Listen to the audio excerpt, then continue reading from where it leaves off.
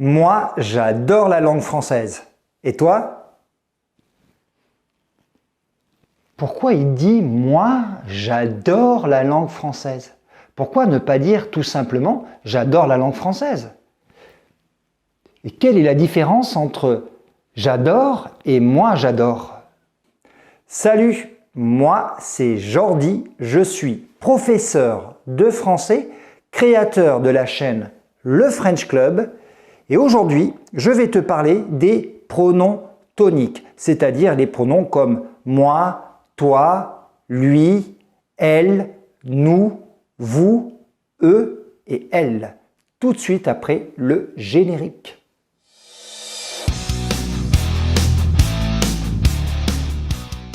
Alors, ces pronoms toniques, je vais déjà te les présenter. Ils apparaissent ici, voilà.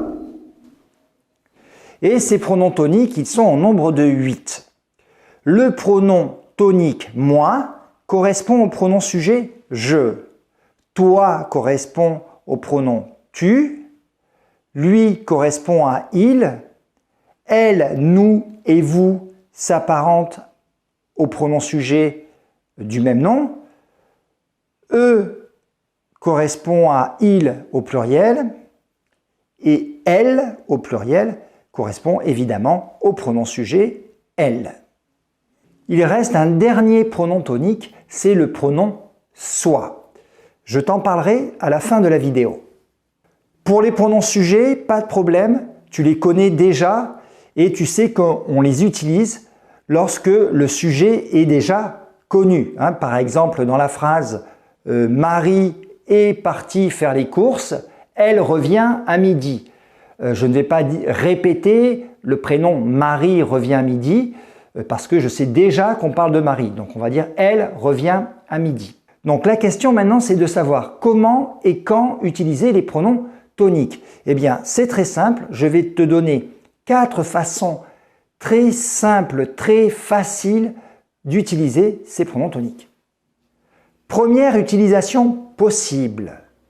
Les pronoms toniques servent à distinguer, à différencier deux personnes ou deux groupes de personnes. Imagine la situation suivante. Je vois deux femmes en train de parler portugais, je m'approche et je leur pose la question « Vous êtes brésilienne ?» Et là, une me répond « Non, elle est brésilienne. Moi, je suis portugaise. Elle, moi. » Je distingue, je différencie les deux personnes. C'est beaucoup plus fort que si je dis tout simplement « elle est brésilienne, je suis portugaise ».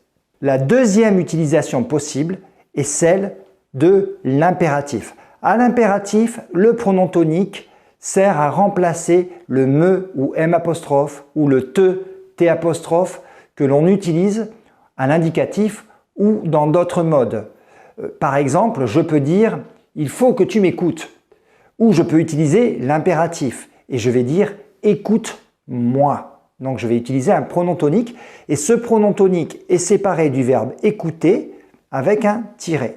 Autre exemple, abonne-toi à la chaîne Le French Club. Donc ici, il s'agit du verbe « s'abonner », donc il s'agit d'un verbe pronominal avec un S apostrophe.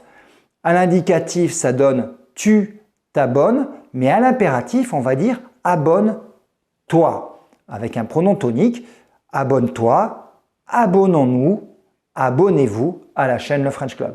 Troisièmement, on utilise les pronoms toniques avec les prépositions « avec », « pour », « sans », « chez », « vers » et « en ». Je vais prendre 2-3 exemples pour que tu comprennes.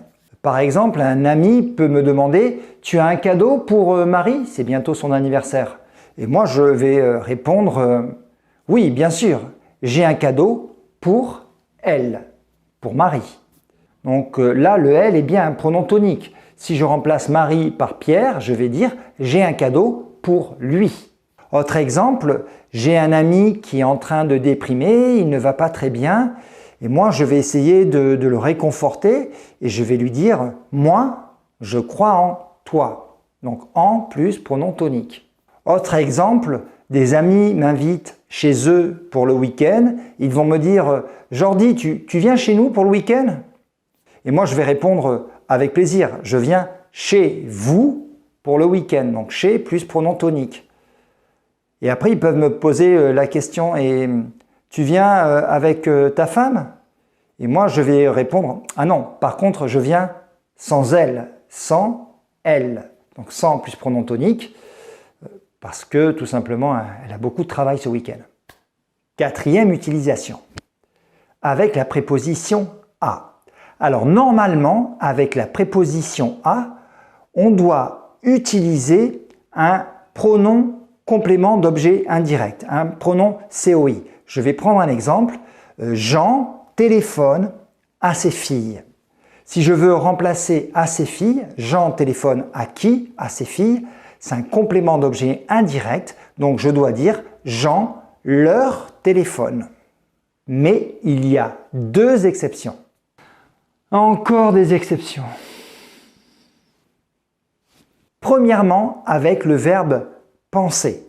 Si je dis Jean pense à ses filles, je ne peux pas dire Jean leur pense.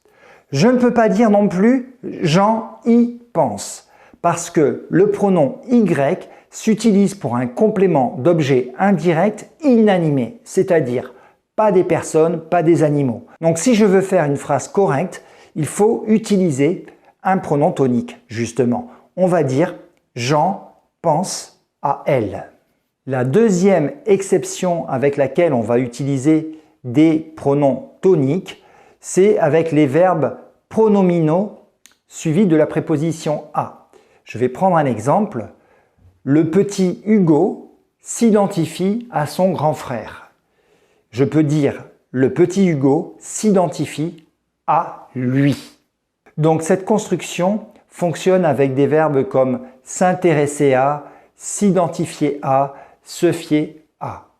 Pour terminer, il faut que je te parle du pronom tonique soit. Le pronom tonique soit, il correspond au pronom sujet on, c'est-à-dire qu'il est impersonnel. Je vais prendre un exemple. Je peux dire « Ah, je me sens bien chez moi, je me sens bien dans ma maison ». Mais je peux étendre cette vérité et dire que d'une façon générale, les gens se sentent bien chez eux. Et dans ce cas-là, je vais dire « on se sent bien chez soi ». Voilà, c'était mon explication sur les pronoms toniques. Moi, je suis assez content de moi. Toi, je ne sais pas ce que tu en penses, mais tu peux me dire tout ça dans les commentaires. Je te dis également à la semaine prochaine, même chaîne, même jour, même heure.